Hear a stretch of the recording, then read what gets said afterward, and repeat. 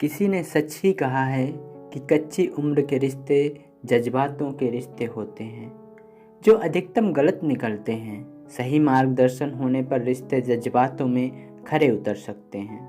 नमस्कार, मेरा नाम नवल साहू है। स्टार जोश के कविवार में एक नई अनकही कहानी लेकर आया हूँ, सुनिए। ट्रेन के एसी कंपार्टमेंट में मेरे सामने की सीट पर बैठी लड़की ने मुझसे पूछा, हेलो, क्या आपके पास इस मोबाइल की सिम निकालने की पिन है? उसने अपने बैग से एक फ़ोन निकाला। वह नया सिम कार्ड उसमें डालना चाहती थी। सिम स्लॉट खोलने के लिए पिन की ज़रूरत पड़ती है जो उसके पास नहीं थी। मैंने हाँ में गर्दन हिलाई और अपने क्रॉस बैग से पिन निकालकर लड़की को दे दी। लड़की ने थैंक्स कहते हुए पिन ले ली और सिम डालकर पिन मुझे वापस कर दी। थोड़ी देर बाद वो फिर इधर उधर ताकने लगी। मुझसे रहा नहीं गया। मैंने पूछ लिया, कोई परेशानी? वो बोली, सिम स्टार्ट नहीं हो रहा है। मैंने मोबाइल मांगा, उसने दिया। मैंने उसे कहा कि सिम अभी एक्टिवेट नहीं हुई है, थोड़ी देर में हो जाएगी। एक्टिव होने के बाद आईडी वेरिफिकेशन होगा, उसके बाद आप इसे इस्तेमाल कर सकेंगी। लड़की ने पूछा, आईडी वेरिफिकेशन क्यों? मैंने कहा, आजकल सिम वेरिफिकेशन के बाद एक्टिव होती है। जिस नाम से ये सिम उठाई गई है उसका ब्यौरा पूछा जाता है, बता देना। लड़की बुदबुदाई, ओह। मैंने दिलासा देते हुए कहा, इसमें परेशानी की कोई बात नहीं है। वो अपने एक हाथ से दूसरे हाथ दबाती रही, मानो किसी परेशानी में हो। मैंने फिर विनम्रता से कहा, आपको कहीं कॉल करना हो तो मेरा फ़ोन इस्तेमाल कर लीजिए। लड़की ने कहा, जी फ़िलहाल नहीं, थैंक्स। लेकिन ये सिम किस नाम से ख़रीदी गई है मुझे नहीं पता। मैंने कहा, एक बार एक्टिव होने दीजिए, जिसने आपको सिम दी है उसी के नाम की होगी। उसने कहा, ओके, कोशिश करते हैं। मैंने पूछा, आपका स्टेशन कहाँ है? लड़की ने कहा, दिल्ली। और आप? लड़की ने मुझसे भी पूछा। मैंने कहा, दिल्ली ही जा रहा हूँ, एक दिन का काम है। आप दिल्ली में रहती हैं या? लड़की बोली, नहीं नहीं, दिल्ली में कोई काम नहीं है, ना ही मेरा घर है वहाँ। तो मैंने उत्सुकता बस पूछा। वो बोली, दरअसल ये दूसरी ट्रेन है जिसमें आज मैं हूँ और दिल्ली से तीसरी गाड़ी पकड़नी है, फिर हमेशा के लिए आज़ाद। आज़ाद? लेकिन किस तरह की कैद से? मुझे फिर जिज्ञासा हुई, किस कैद में थी ये कमसिन अल्हड़ सी लड़की? लड़की बोली, उसी कैद में थी जिसमें हर लड़की होती है, जहाँ घर वाले कहें शादी कर लो, जहाँ कहें, जहाँ जैसा कहें वैसा करो। मैं घर से भाग चुकी हूँ। मुझे ताज्जुब हुआ, मगर अपने ताज्जुब को छुपाते हुए मैंने हंसते हुए पूछा, अकेली भाग रही हैं आप? आपके साथ कोई नज़र नहीं आ रहा? वो बोली, अकेली नहीं, साथ में है कोई। कौन? मेरे प्रश्न खत्म नहीं हो रहे थे। दिल्ली से एक और ट्रेन पकड़ूंगी, फिर अगले स्टेशन पर वो जनाब मिलेंगे और उसके बाद हम किसी को नहीं मिलेंगे। ओह, तो ये प्यार का मामला है? उसने कहा, जी। मैंने उसे बताया मैंने भी लव मैरिज की है। ये बात सुनकर वो खुशी हुई, बोली, वाह, कैसे, कब? लव मैरिज की बात सुनकर वो मुझसे बात करने में रुचि लेने लगी। मैंने कहा, कब, कैसे, कहाँ, वो मैं बाद में बताऊंगा, पहले आप बताओ आपके घर में कौन कौन है? उसने होशियारी बरतते हुए कहा, वो मैं आपको क्यों बताऊं? मेरे घर में कोई भी हो सकता है, मेरे पापा, माँ, भाई, बहन, या हो सकता है भाई ना हो, सिर्फ बहनें हों, या ये भी हो सकता है कि सिर्फ बहनें ना हों और दो चार गुस्सा करने वाले बड़े भाई हों। मतलब मैं आपका नाम भी नहीं पूछ सकता? मैंने काउंटर किया। वो बोली, कुछ भी नाम हो सकता है मेरा, टीना, मीना, रीना, कुछ भी। बहुत बातूनी लड़की थी वो। थोड़ी इधर उधर की बातें करने के बाद उसने मुझे टॉफ़ी दी, जैसे छोटे बच्चे देते हैं क्लास में। बोली, आज मेरा बर्थडे है। मैंने उसकी हथेली से टॉफ़ी उठाते बधाई दी और पूछा, कितने साल की हुई हो? वो बोली, 18।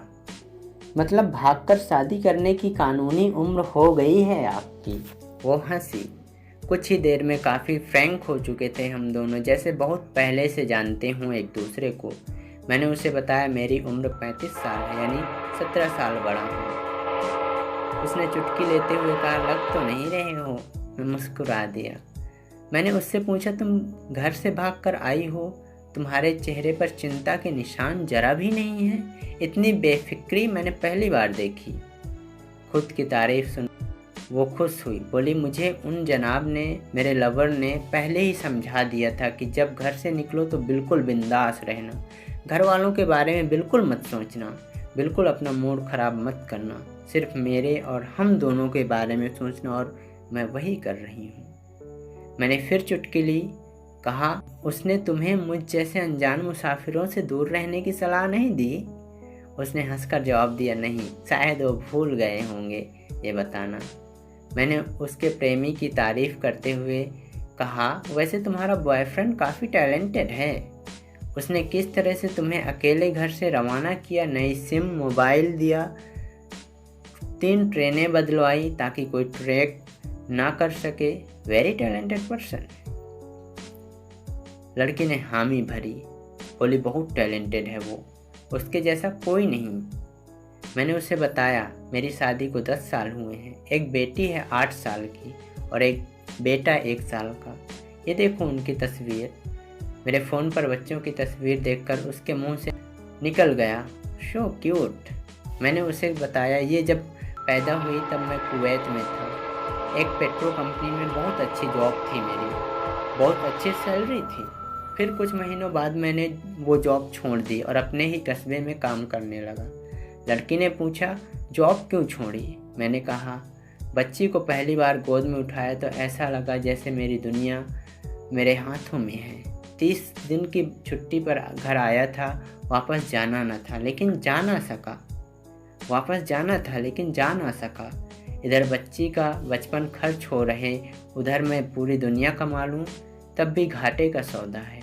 मेरी 2 टके की नौकरी, बचपन उसका लाखों का।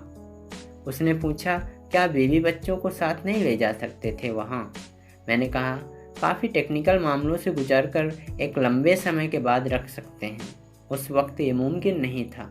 मुझे दोनों में से एक को चुनना था, आलीशान रहन सहन के साथ नौकरी या परिवार। मैंने परिवार चुना। अपनी बेटी को बड़ा होते देखने के लिए मैं कुवैत वापस गया था, लेकिन अपना इस्तीफा देकर लौट आया। लड़की ने कहा, वेरी इम्प्रेसिव। मैं मुस्कुराकर खिड़की की तरफ देखने लगा। लड़की ने पूछा, अच्छा आपने तो लव मैरिज की थी ना, फिर आप भागकर कहाँ गए? कैसे रहे और कैसे गुजारा वो वक्त? उसके हर सवाल और हर बात में मुझे महसूस हो रहा था कि ये लड़की लड़कपन के शिखर पर है, बिल्कुल नासमझ और मासूम, छोटी बहन सी। मैंने उसे बताया कि हमने भागकर शादी नहीं की, और ये भी है कि उसके पापा ने मुझे पहली नज़र में सख्ती से रिजेक्ट कर दिया था। उन्होंने आपको रिजेक्ट क्यों किया? लड़की ने पूछा। मैंने कहा, रिजेक्ट करने का कुछ भी कारण हो सकता है, मेरी जाति, मेरा काम, घर परिवार। बिल्कुल सही। लड़की ने सहमति दर्ज कराई और आगे पूछा, फिर आपने क्या किया? मैंने कहा, मैंने कुछ नहीं किया, उसके पिता ने रिजेक्ट कर दिया। वहीं से मैंने अपने बारे में अलग से सोचना शुरू कर दिया था। खुशबू ने मुझे कहा कि भाग चलते हैं। मेरी वाइफ का नाम खुशबू है। मैंने 2 टूक मना कर दिया। वो 2 दिन तक लगातार जोर देती रही कि भाग चलते हैं। मैं मना करता रहा। मैंने उसे समझाया, भागने वाले जोड़े में लड़के की इज्जत पर कोई खास फर्क नहीं पड़ता, जबकि लड़की के पूरे कुल की इज्जत धुल जाती है। भगाने वाला लड़का उसके दोस्तों में हीरो माना जाता है, लेकिन उसी के विपरीत जो लड़की प्रेमी संग भाग रही है वो उल्टा कहलाती है। मोहल्ले के लड़के उसे चालू कहते हैं। बुराइयों के तमाम शब्दकोश लड़की के लिए इस्तेमाल किए जाते हैं। भागने वाली लड़की आगे चलकर 60 साल की वृद्धा भी हो जाए तब भी जवानी में किए उस कांड का कलंक उसके माथे पर से नहीं मिटता। मैं मानता हूँ कि लड़का लड़की को तौलने का ये दोहरा मापदंड गलत है, लेकिन हमारे समाज में है तो ये नज़रिया गलत है, मगर सामाजिक नज़रिया यही है।